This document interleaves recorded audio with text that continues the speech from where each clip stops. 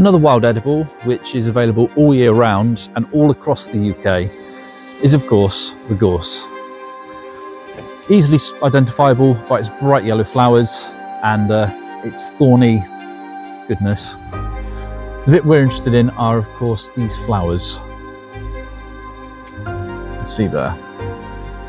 Now you can eat these as they are, and they have a taste very similar to coconut, almond, a little hint of pineapple and mango. Now,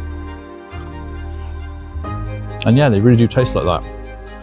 So you could use these as a garnish on salads, you could use them to infuse vinegars, cordials, wines.